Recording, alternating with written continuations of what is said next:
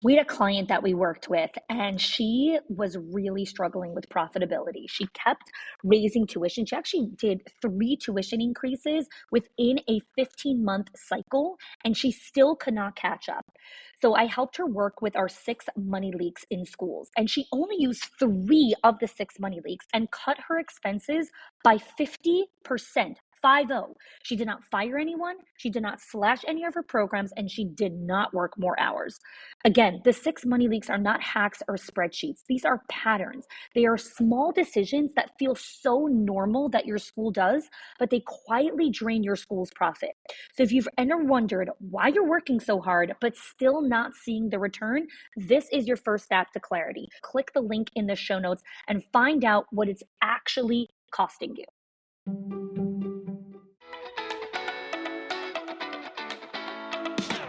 Welcome to the Schools of Excellence podcast. I'm Chani Wolshansky, your host, and this is my new exclusive series, Ordinary Moments Create Extraordinary Results.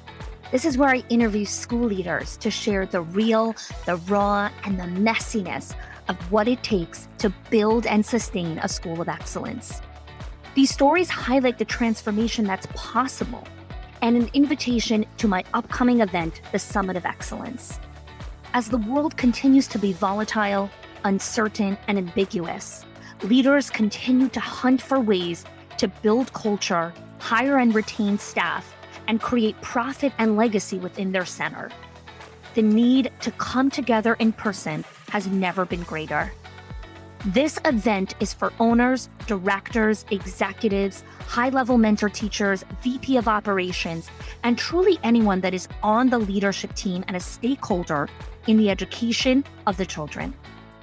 This event is a co-creation experience that is highly focused on building your network and your skill set so you continue to learn how to lead within this climate and environment. We have a super high focus on experience and luxury, and we're excited for you to get to connect with other like-minded leaders.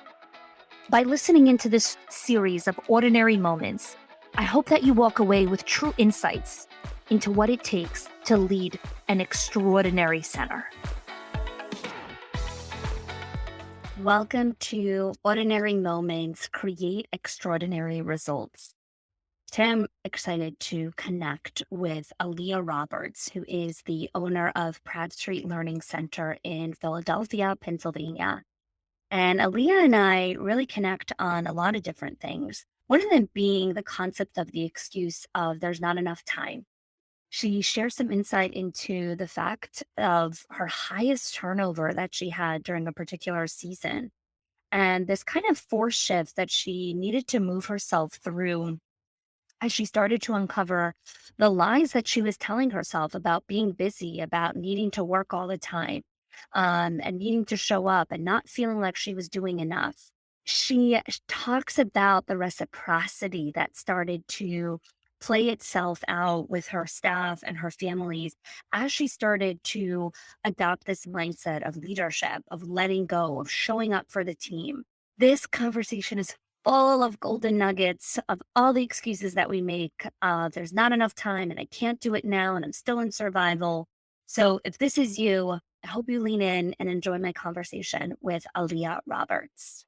So welcome back, everyone, to Ordinary Moments Create Extraordinary Results, the real and imperfect routines and systems that build schools of excellence.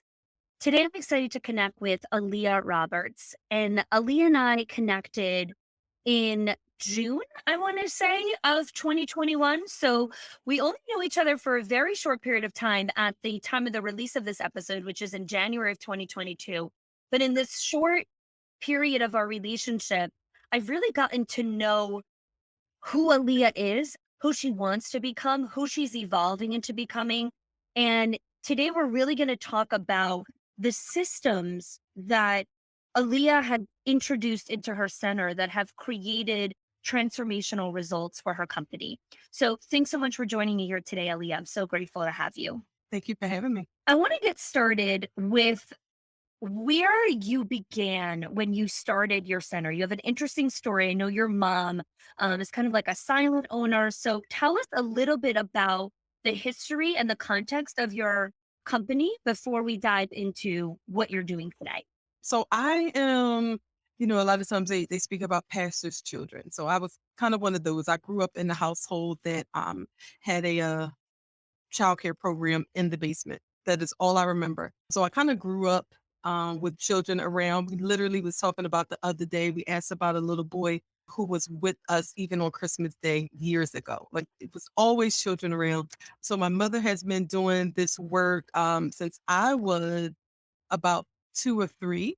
From my understanding, I was a really sick child, so she ended up having to stay home, and she began caring for children in the neighborhood. So that is all I had known, and staff who have been with my mother, been working with her for years, still laugh because I've vowed to never be a part of the childcare industry.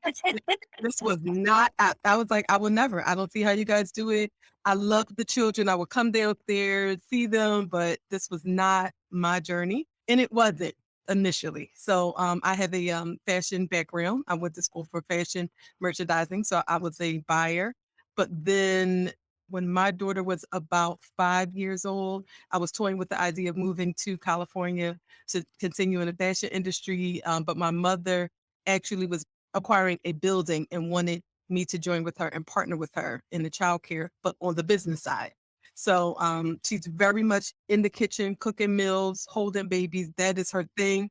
And I was coming in on the business side. And that's what happened 13 years ago. So it's been 13 years now. And it was the best decision I've ever made. What made you decide to say yes to something that you kind of almost swore you would never say yes to? What was the catalyst for the yes? So at that point, I was a mother. So in my 20s, so I was still a young mom, and the fashion industry is very fast paced. So I saw that there was a divide. I worked long hours. And at that point, I started questioning, was it worth it? I loved what I did. It was my passion, but, this could be something to where as though I could continue on my mother's legacy. It could be something I could build for my children. And it sounded good. It sounded good. Interestingly, you know what I'm forgetting? Interestingly, I was offered a different position. I went to another buying company. I was offered another position the same day that we got the license for the childcare for Pratt Street Learning Center, which is still in operation. And the childcare reimbursement, the pay salary was, it I had to compare the salaries and make a decision. And I remember saying, which one should I do? I can kind of support on the business side and not be there every single day. So I took the job, but I still helped create the foundation and handbooks and things like that. 3 months later, my whole department was laid off. They restructured the business. I literally left. I remember leaving the company, and I walked into Pratt Street as the director and was there ever since. And I don't believe that it was, I don't believe it was by chance. Well, I don't think anything is really by chance. I think there's so much divine intervention that really comes into everything. And if you're a person of faith, it's God, universe, whatever you want to call it. But I think there's so much that is beyond our control. What we think we're the puppeteers of our life, and we're really, really not. So let's dive a little bit into the mindset that you have slowly shifted into when it comes to being more organized, being more systematic, being more methodical, more intentional. What was kind of this breaking point? And I know it's never one thing. There's always like a bunch of things that lead up to like, okay, I can't do this anymore. First, what is the I can't do this anymore? And then what was the breaking point of I've got to do something different? Interestingly, and I think I told you this before, I will never forget, I'm one of those, you think you can multitask. I was on a retreat. So in June, you had the conference, and I was Yep. on a retreat, and I was listening. I'm like an audible girl, so I'm listening, and you kept saying, "You are not a machine. You are not a machine." That was it. And at that point, I was truly tuned in because I wanted to understand. I'm like, I'm not a machine, right? So at some point, I adopted it. And I was like, I'm not a machine. Like, it doesn't make sense. Why do I think that I could do all of these things and do them well? It's stressful. Nothing's really getting done as effectively as they should be, but I'm all over the place. So that really started the mindset shift in regards to I am not a machine and I need to do something about how I am operating so that it can ultimately trickle down and be more effective for my team and my organization. So that really was a catalyst. It started there. As well as we had a major shift, right? A lot's been going on with COVID, but we had a major shift in my organization where we had the biggest turnover we've ever had. Like we prided ourselves on low turnover, and including my director. Like I've never had to fill a director position. It's just so we started having this turnover. So many things were happening in the organization where it was kind of also a forced shift. Whereas though I had to take a look at staffing, systems, the organization, and figure out how, because there was no way that I could do all of the work that needed to get done. I really needed to look at the system that we had set up to make sure that it would be conducive to the direction we were going.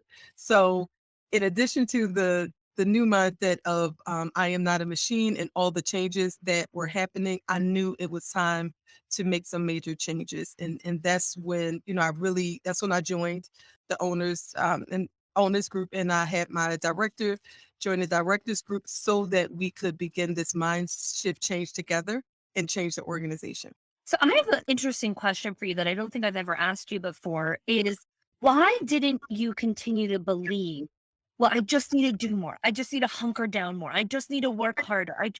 Because so many people believe that. I know that the hundreds of people that are listening to this episode are gonna be like, well, Aliya, you just didn't try hard enough. You didn't just push yourself more.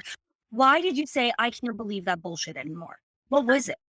It just didn't make sense. It's like insanity, right? Insanity. We keep doing the same thing over and over again, and the results are the same. So I've been working 10 to 12-hour days, like all the time. And my kids, they always say, well, you're going to work again, you're still working. I remember sitting at my desk like 5 p.m. And my husband called, he's like, are you leaving yet? I was like, no. He's like, well, what are you doing? I didn't know I didn't have anything to do. I really didn't have anything to do, but I had to be here because I just had to be here. That's just what I do. And I found myself just doing stuff, and I was busy, but not really productive. And it just didn't make any sense. So I had to start looking at what I was doing every day. Once I began to really understand that I'm at the head of this organization, and if I'm all over the place, and yes, we're doing well, things look really good. However, our systems, everything was all over the place, and there was no set system. So therefore, it didn't make any sense. So how much more effective would we be if I really hunkered down on what I was really good at and allow those people who were a part of the organization to tap into what they were really great at, reduce the amount of time that we're working, be more effective and productive? How much more better will we be? And it costs less. Like, I mean, come on. So, and I could spend more time with my children. Like, Yeah. all of it just made sense. Like, it didn't make any sense. I was here for all of those hours just to be here. It didn't make sense. So, I love that you had that awareness in that moment when you were speaking to your husband around, wow, I'm here just to be here. Like I'm working just to be working. Like I'm busy just to be busy. Right. And I think it takes so much deep reflection because I think people are listening to it and saying, well, your story's not my story. I'm actually working. I'm actually producing things. Like I'm doing stuff. But it's not true. You're not. No, like there comes a certain point where it's the work actually becomes a slog. You're not actually productive anymore because it's too grueling on your body. You are forgetting that you're not a machine, that you're a human. So you spoke so beautifully just a few minutes ago where you're like, and things were cheaper and everything was better and we have all these systems, but it's never this, Candyland approach. There's such a purging and a almost destructive phase first before we enter this beautiful place. So what were this episode's about? Like the real, the raw, the messy, and the ugly. So let's talk about as you started to realize, okay, I need more efficiency. I need a calendar. I need time blocks.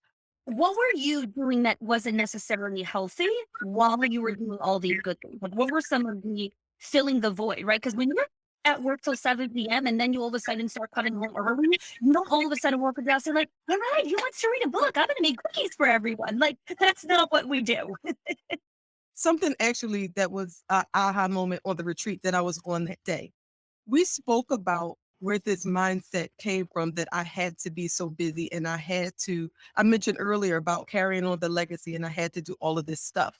I really realized about myself that a lot of things I was putting on myself. Like no one expected all of these things from me.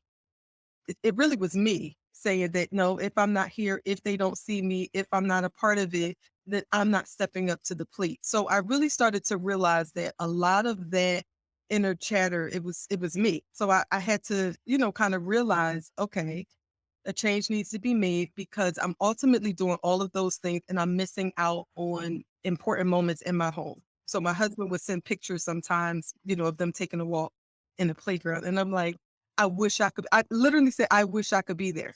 And he was like, well, why can't you? I had no answer. So I'm like, you know what?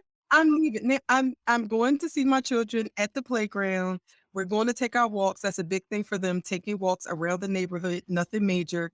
I remember I ended up, having one of my daughters, I ended up hiring her as like an assistant because I was going back to school. I'm a PhD student on top of everything else.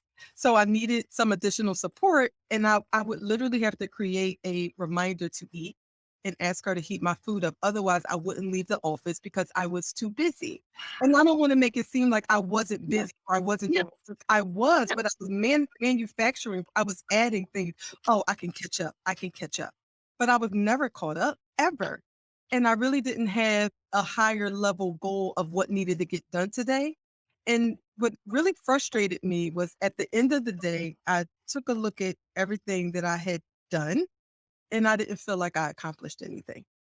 So it was madness. I got stuff done, but there really wasn't a bigger picture. There wasn't a major task. There wasn't a focus. So again, by the end of the day, I was like, oh my goodness, what did I really get done?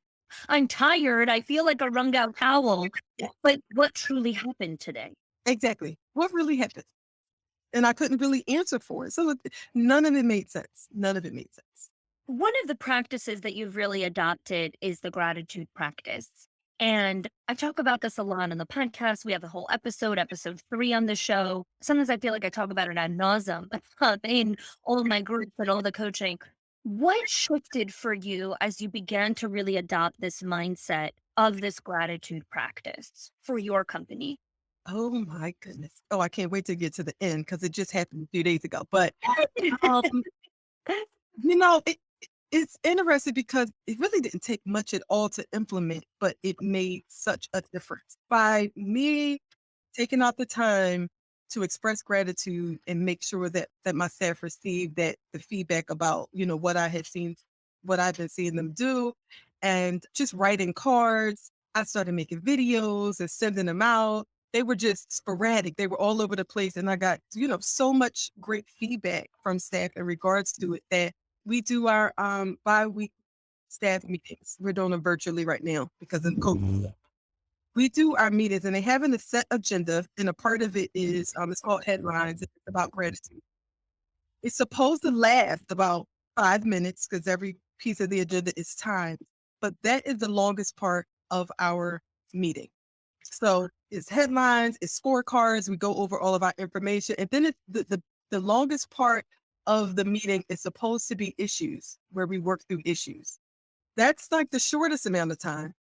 But the longest amount of time is so many people shouting out their coworkers because they are grateful that they did whatever. And that is the longest part. So I'm typing and I'm typing because I record the minutes and I'm typing all of the shout outs that the staff are giving one another. It's no longer just me expressing this gratitude. It has now been adopted as everyone gives gratitude to everyone. And this happens bi-weekly. And when it's things that seem so little, but they're huge to everyone else. Like we have one staff person who breastfeeds, so she takes time. So she's so grateful to the staff who relieves her during that time. It's staff who had some losses and family members. So they express gratitude for everyone just being so supportive. But I promise you, every other week, we spend so much time because everyone wants to say thank you to someone else in the organization. And it's huge. It has totally changed the feeling within our organization as well. And by the time we get to issues, because issues doesn't always have to be like an issue, it just may be a topic of discussion. Sure. It might be one or two things, but we don't spend the 30 minutes on it that's allotted. So, I'm so excited about that. But ultimately, what I was going to get to is our last day before we left for winter break last week. Thursday was our last day. They called me into the auditorium, and it was a surprise. So I walked in, and they had a presentation, and they had a tree, and it had all of these cards on it, and it was called the Giving Tree. And it had cards of gratitude from all the staff to my mom and I. I did the same thing. And I posted the video and everything, but it was such a surprise because it meant so much. It wasn't a gift. It wasn't, they also did give a card, but the tree just had notes of gratitude on it. So the gift came back. It came back and it wasn't planned. And they said they worked they worked all week to keep it a secret. But that was ultimately how we ended off our school year, was a giving tree to myself and my mother, which was, again, it totally created the environment that I set. So I got a couple questions for you here. Curious, take a step back, listen here. Do you have a nice culture or do you have a kind culture? You see, in a nice culture is where there's people pleasing, you're being agreeable. In a kind culture, you come from a place of generosity and benevolence.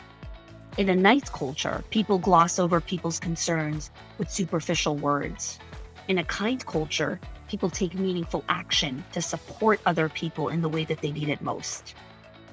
This is probably the most prevalent in our industry. In a nice culture, people are concerned about hurting other people's feelings. While in a kind culture, people are committed to speaking with respect and doing what is best for the team as a whole and the organization. In a nice culture, people are very focused on other people's opinions and being liked. In a kind culture, people are focused about being supportive and aligned with the mission, vision, and values. And lastly, in a nice culture, there's non-existent boundaries, and we act from expectation of others. In a kind culture, we show up from a place of empathy and accountability with strong and healthy boundaries. Building a kind culture is what is needed in this post-COVID world. Building a kind environment where staff don't have a zero-sum game, but they show up with generosity for other people is how you're going to build higher retention and incredible opportunity for everyone to contribute, to step up, to up-level, and find joy, meaning, and purpose in their work. And so if you're looking to build that type of organization in 2022, then I encourage you to check out the Summit of Excellence. The link is in the show notes. Come join us in person in Florida, March 1st and 2nd. We're capping at 100 people. Come be part of the incredible experience. Click the link in the show notes for more information. So many thoughts on this. Let's talk about a couple of things here. Let's talk about a timeline here for a second, because you joined in June, right? So we have June, July, August, September, October, November, December. So you have about 6 months, right? Yes. 6 months is not a very long time, right? It is a long time and it isn't a long time. But what you did consistently over 6 months is a very ordinary practice of gratitude. Yes. And what it did is this unbelievable compounded effect of people being part of a culture of contribution. You didn't tell them, create a giving tree for me, write gratitude for me in honor of the holiday. You planted all these beautiful seeds. And then, proverbially, you have this tree planted for you of everyone wanting to share this gratitude. And I hear so much resistance sometimes from leaders of like, but I do gratitude, but I say thank you. And it doesn't work. Right. I'm sure you've had this thing before you joined in June, where you were like, but I give thank you, but I say gratitude, but I show appreciation. What was the real shift in these kind of consistent things that you did over the last 6 months that's different from the previous kind of appreciation or gratitude that you showed the team? I think it was how we started. It was how we started the year. It was the intentionality. it was really the intentionality. Like, so the gratitude, we say thank you. And, I remember hearing that, we just don't thank you enough. Like I would hear, and I was like, but we say thank you all the time. The intentionality behind it, not that it wasn't genuine before, but it's ingrained in who we are. And it's also not just me doing it. It's creating the culture to where as though we're all doing it and we want to do it. Not that, it's tied to your pay or it's not forced. It's something that you end up wanting to do. Not only that, because interestingly, right, June is when we learned it, but we really started with a lot of new staff end of August. Like our school year Right. really begins. So we had orientation for a whole week. But the way we started the school year off, that's really what set the tone. So for the first time, we closed for a week. We didn't have children and we dedicated it to staff orientation and we worked together as a team and we created a school theme together. And we constantly talk about it, right? It wasn't just created in August. We still do it. Like it's like who we are. So we live by that. We created this foundation together and we work together as a team. And we also have core values that, again, they're not just written. That's who we live by every single day. So, and now gratitude is a part of it. It's something new that it's like a concept that I learned, but shared it. But I didn't only share it verbally, but we do it. So it actually is just ingrained in who we are now. And it just shows in our work every day. What's happened is a new identity shift that both you and the directors, your leadership team and staff have really embodied. And when we shift identity, that doesn't happen in an overnight process. There isn't a pill or a biohack or whatever to become a new person. And that is unfortunately what so many people want now. Just give me the tactic, give me the strategy, give me the 10-step process. And while we do teach processes and systems in schools of excellence, it's never this linear approach of like, well, follow this exactly, and then this is exactly what's going to happen in your center. Every single leader that has implemented the gratitude matrix has seen different results in their organization, right? Not every leader has a giving tree given to them before Christmas, but every single leader has experienced one thing that's a common denominator, a culture of contribution where people want to be part of something bigger. And so I want to hear from you, Aliya. What are some of your new rhythms or routines as a business owner where you continue to create this culture of contribution, of giving, of reciprocity, and of less issues, right? Every time there's always going to be issues, right? Thinking that you're going to solve all issues is that doesn't happen, but there's less. Talk to us a little bit about that. Something else that I learned from the conference and just being a part of your schools of excellence is the fact that I am not always available to staff. That used to be a thing. I prided myself on my doors always open. And it was like, no, but you don't have time for the door to be open. And I was like, I don't have time. I have things I have to do. So Things to do, places to go. exactly. So I adopted that, but what it also did, right, because in my mind, my team needs me. But in a different way, what it did was it created this level of not just accountability, but empowerment to where as though they don't need me in the way that I thought they needed me because they really have all the skills and they have the tools.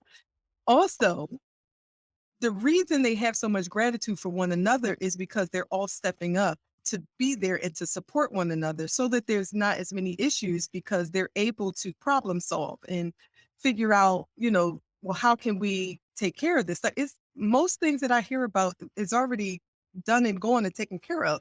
They've taken care of it. That's why there's not as many issues. That's why there's so much gratitude.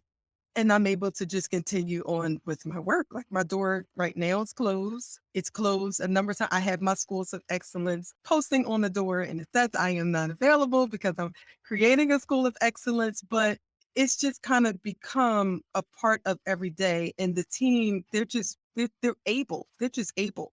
And I believe that they've shown that I'm not needed as much and I don't have to be seen as much as I thought I did. And it's not a bad thing because for a second, I sat back and listened to them. The gratitude was not about me. It's rarely about me at all. I rarely get a gratitude. And that in itself, that was like, they really don't need me. But at the same time, right, when you think of it in the right way, it was really a proud moment. Like, look at all of this that's happening, and I don't even have to be a part of it. Like they really run the program. I mean, good. I could just go to the Bahamas all day. Before we go into that, before we go into you're not needed and all of that, because I want to talk about that process. One of the reasons why there are less issues in a culture of contribution is because there isn't one person solving all of the problems. That's There's a lot of people all using their brain collectively coming together to solve problems. So automatically, it just like math, it's going to be less because there's more people working on it as opposed to 50 problems, one person solving it 50 problems, 40 people solving it. Well, yeah, there's going to be less issues. So let's talk about the grief. Let's talk about your team doesn't need you. And most importantly, what I want to dial in here, what you shared is when people share gratitude, it's almost never about you. Mhm. Can we please talk about that feeling that happens? Maybe now you've overcome it, but those first couple of times when the team is coming to speak and you're not part of the person that is on this big giant pedestal and the hero of everyone's life anymore. What does that feel like? It was a heart drop at first. It was like, Right. Yeah. and then for a second, I was like, well, am I not doing what I'm supposed to be doing? Like, you know what? Maybe they don't see all the stuff that I'm really doing behind these closed doors. They don't see me working. All of these thoughts. And then I was like, that's crazy. Look at what's happening, right? Don't we always say, oh, I just wish. I mean, I wish they could just figure it out themselves. And I wish, and it's happening. It's literally happening. So those were the thoughts at first. And I still remember the first time I went out on, this was a few years ago, and we weren't in this space, but I remember going out on maternity leave and coming back, and it was kind of like, oh, oh, okay, great, you're back, but you don't have to be here all day. It was like, what do you mean? Like, you guys don't want me here? That's the message you get, but it's like, isn't that what we want? We say we want it, right? We say, oh, I want the team. But then when we get it, Yes. we're like, but now I'm not needed. Am I doing enough? Am I worthy enough? They're Yep. not seeing what I'm doing. Right. So that's why this shift is so challenging because our mind wants it, but our heart and our soul is saying, but what about me? See me. Right. Because we have a need to be seen and heard and validated. So I want to talk now about how you've made this transition, right? Where you're no longer seeking this type of validation and support and feedback loops. How do you feel yourself now? As you've made this transition where the team gives gratitude to one another and they take care of one another, what are your new systems? What are your new routines? The truth of the matter is, the fact that it's happening, it is allowing me to move closer towards where I'm working towards going. So we have like a 3-year picture, we have a 1-year plan. And over the next 3 years, the plan is for me to transition into my rightful place, which is a visionary. Like that's kind of what I do. And I'm sure that there is someone better at managing the everyday tasks behind this desk. So while I put it in the plan, and that's ultimately what I wanted, it began to be a little difficult that I was moving closer to that. But now I'm grasping the fact that I'm getting closer and closer to that point. Not everyone will be moving in that direction to where as though they won't be on site every single day, but that's the plan. And I'm kind of just becoming comfortable with the fact that someday soon I just won't be here every single day because I'm building a team. That's the point of the systems. That's why we're creating them. And we're creating this organization that where the staff can be self-sufficient, and I'm building an admin team that could do the same thing.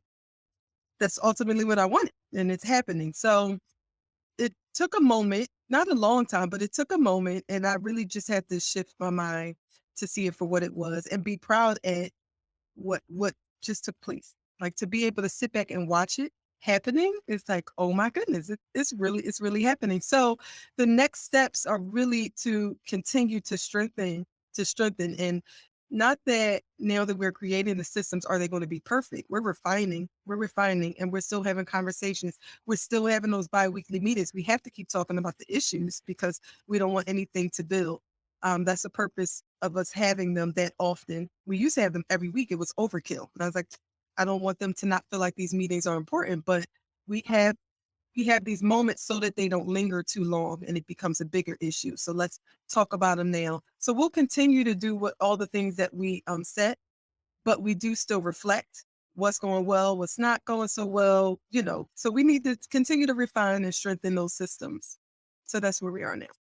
How do you resist the urge to jump back into old habits, to micromanage, to find like how you've built systems and infrastructure, but just there's a lot of people that are listening to this that have done what you've done, right? That have built it and then gone back and sabotaged it completely without recognizing. How do you resist that urge to jump back in inside of there? Oh, I wouldn't want to feel that way again. It's a liberating feeling. Not only that, it just feels so powerful. It feels so powerful, and I'm just proud of where we are. So I would have no desire whatsoever Mhm. To go back there. to go back at all. No. Mhm. And to see such growth, right? To Yeah. see growth in myself and other people in a matter of months. It's like, what else can we do? We're the conversations that I'm having with staff, and now that they resolve one thing, and now they realize that the videos that I were doing, I don't typically do videos, and I don't do lives, and I don't record myself. So when I did them, they were a challenge. And one of my staff said, I really like those videos. I think I'm going to try them for my parent. I'm kind of scared to get behind the video, but I'm going to do it. Right. So these are the type things that are happening, is that we're facing our fears and we're challenging ourselves, because once they start seeing that they could resolve issues and they can problem solve, and they're self motivated, then we're all just going to grow individually, and then we grow together. So it's exciting to watch it. Yeah, I think the other thing that I want to bring awareness to you from is you're very aware of where you're going. And so it's easier not to fall back into old habits. Yeah. When we are cognizant of what we're building, Yeah. of what we're creating, and why we're going there, then even when we get the thing that we want, we go back over there because we're not aware that no, no, no, this wasn't the end all be all. There's more to the journey. So I think that piece, I just want you to be aware of, like you're hyper aware of the mission and vision and values of what you're doing here in this world and what you're building. And that creates that tight alignment with not falling backwards. Right. You're right. Thank you. Yeah. So for anyone that's listening, and you've come to a place where Aliya is, and you find yourself sliding back, one of the reasons we slide back is we've lost ourselves. We've lost what we're really pursuing. So let's go into, as we kind of, wrap things up over here. This series is all about ordinary moments create extraordinary results, right? And some of the ordinary moments of gratitude and these simple systems, the door sign, these are simple, ordinary things that have created massive impact. What are some of the ordinary moments that you are enjoying as a mom and a business owner because you're doing this work? The balance, the balance. So I am not here just for no reason anymore. Very intentional. I still remember learning about, like, going through the modules and learning about theme being. And that, like, I literally have them in my calendar. So I'm very focused. I have a focus when I come in every day so that I'm able to focus. And something that I learned to do, I actually was speaking with someone else, and they told me about thinking about all the things that I do throughout the day, and not just with work, that if I look at them as activities that I complete, and I'm proud of them, and I look at them as something that I actually have done, I won't feel like I haven't completed something at the end of the day. Like, for example, having my shakes every morning is a big thing. Getting my children to school on time is a big thing. Doing a building tour is a big thing. So if I'm able to get those done, which I usually do by 9 a.m., I actually had a really good day. I had a good day. Everything else on top of that is great, but I had a good day. So thinking of it differently, having my theme days, blocking out my time, making sure that I have a focused day allows me to be a lot more balanced. It allows me to leave here at a reasonable hour, go home, take walks with my children, or do whatever it is that they want me to do. And quarterly now, I'm actually doing more traveling. So my husband and I, with the children, we're actually able to have more time off. And then I have my days for school. So I'm just really able to balance better without being at work all the time for hours on hours with no reason behind it. So all in all, I am a lot more balanced and my time is used effectively.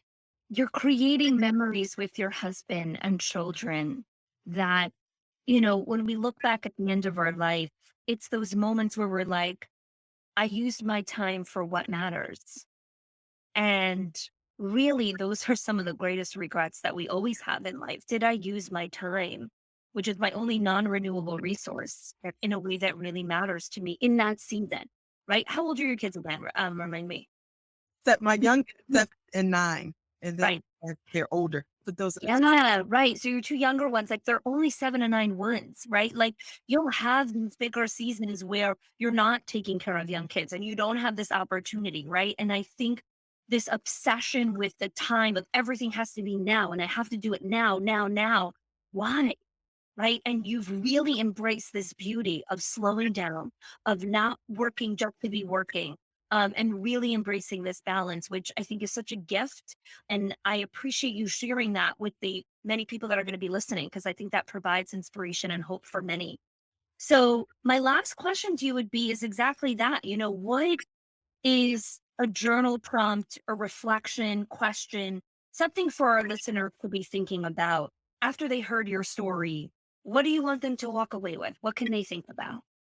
just being reflective on what is it that you desire as an individual, because you are not a machine. And we tie ourselves so much to our work that we don't take a moment to think about what it is that we need and we want individually. And what that also does is it allows you to do the same for others.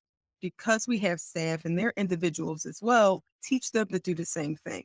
So reflect, journal, have personal thoughts and personal goals, Mhm. balance your life so that there's no regrets, and then teach your staff to do the same. And then we'll all be a lot more well balanced and a better team for the children and families that we serve.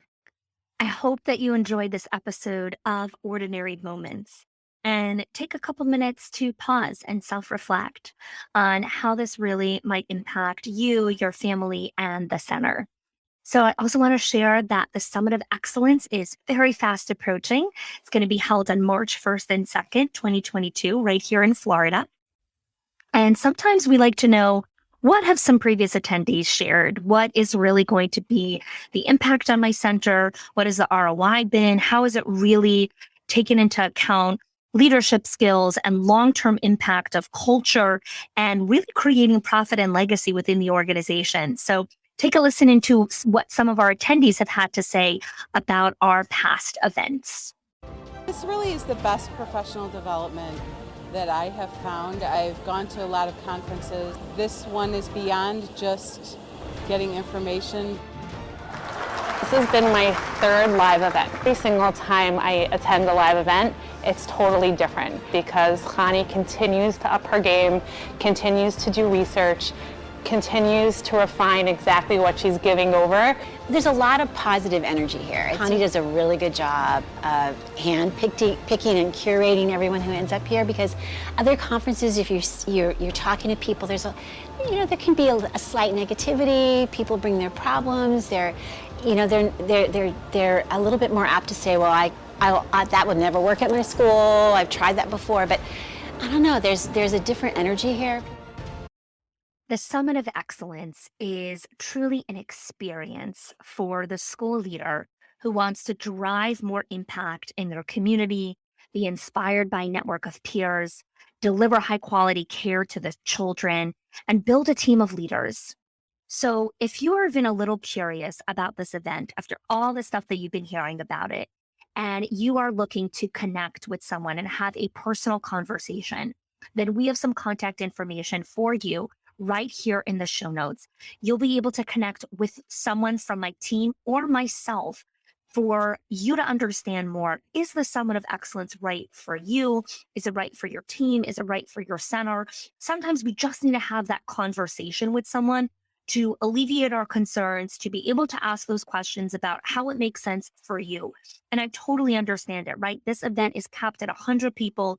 It's a curated experience. We want to make sure that if you are the right fit, you're in this room, and making sure that we're really creating this experience for you and for all the attendees that are going to join us. So if you'd like to connect with myself or the team, please click the link in the show notes for more contact information.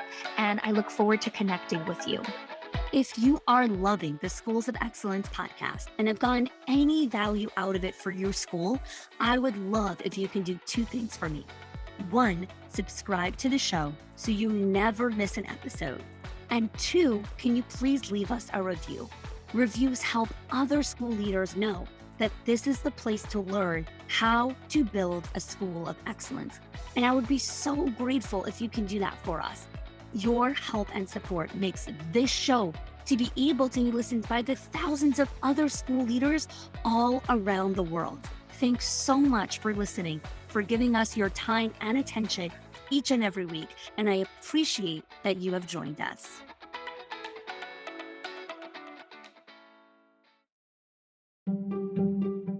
If your accountant has ever told you to cut back on professional development or slash your teacher appreciation budget or your staff development budget just so you could stay afloat, or has told you, hey, you probably can't go invest in that program, please listen. The problem is not that you're spending too much money on your people or yourself or your investment or your support system. It's that your school has invisible money leaks that are draining your profit, leaks that no spreadsheet will ever catch or accountant. So I created the 6 money leaks of schools that show you the 6 core areas that schools lose money every single month without realizing it. If you close even one of them, your profits will start to soar without sacrificing your team. Go get it now and stop blaming the things that are actually building your school.